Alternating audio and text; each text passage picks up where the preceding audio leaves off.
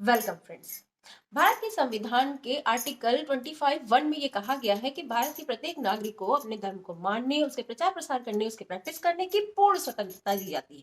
यानी कि अगर आप हिंदू हैं तो बकायदा भगवा पहनिए और छापा तिलक लगाइए, मुस्लिम है तो कुर्ता पजामा पहनिए, टोपी लगाइए, और सिख हैं तो टर्बन, और अगर आप दिगंबर जैन हैं तो स्वतंत्र हैं आप।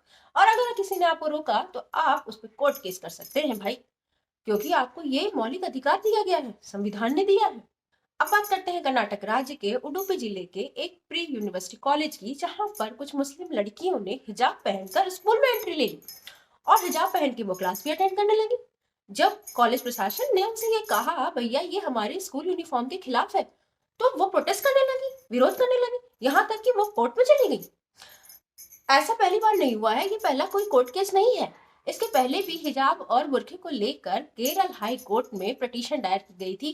तो केरल हाई कोर्ट ने बाकायदा कुरान को स्टडी करने के बाद ये कहा कि कुरान में ये लिखा गया है कि मुस्लिम महिलाएं अपने अंग को, अपने सर को ढक कर रखेंगी, ये उनके लिए आवश्यक है।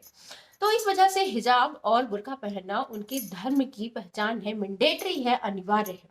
इसलिए मुस्लिम महिलाओं का हिजाब और बुर्का उनके लिए एक संवैधानिक अधिकार बन जाता है।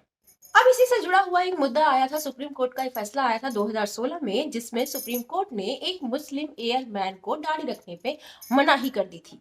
जबकि सुप्रीम कोर्ट के दूसरे फैसले में उन्होंने सिखों को टर्बन और दाढ़ी रखने की परमिशन दी थी, क्योंकि सिखों के आवश्यक या सिख होने के गुण में जो 5 नियम दिए गए हैं उसमें केश, कंघा, कृपाण ये कहा गया है। इस वजह से क्यों सिखों के लिए ये अति आवश्यक हो जाता है, इसलिए केश रखने का अधिकार सिखों को दे दिया गया।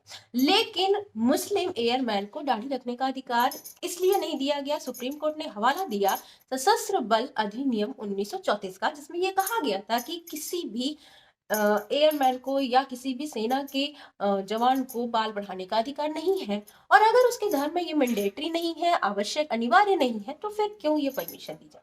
अब मुद्दा ये है कि अब जब हमें संवैधानिक अधिकार मिल चुका है, तो ये लड़कियां भी अब अपने संवैधानिक अधिकार का प्रयोग करते हुए बिल्कुल आतुर हो गई हैं। जगह जगह पे प्रोटेस्ट, हिजाब हिजाब। तो अब कोर्ट में भी केस जा चुका है, तो कोर्ट में केस तो भैया जाते रहते हैं, कुछ हमारी भी तो जिम्मेदारी है। तो अपनी जिम्मेदारी को निभाते हुए हमारे युवा लड़कों ने भी पूरी तरह पुरजोर प्रदर्शन किया, पुरजोर विरोध का प्रदर्शन किया, बकायदा गमछा भगवा लपेट के सड़कों पे उतर आए और जय श्री राम के नारे लगाने शुरू कर दिए और घेर लिया इन लड़कियों को और अपना जमकर विरोध प्रदर्शित किया। एक उदाहरण लेते हैं फ्रांस का। फ्रांस भी एक धर्म निरपेक्ष राज्य है और उसने बुर्का पर, हिजाब पर बैन लगा रखा हुआ है। फ्रांस का ये कहना है कि फ्रांस किसी भी धर्म को नहीं मानता, वो किसी भी धर्म की प्रैक्टिस को भी नहीं मानता है।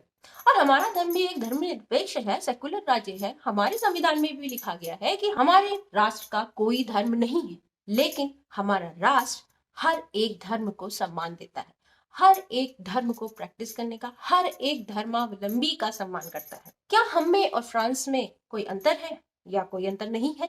क्या है उनकी धर्मनिरपेक्षता की व्याख्या और क्या है हमारी धर्मनिरपेक्षता की व्याख्या?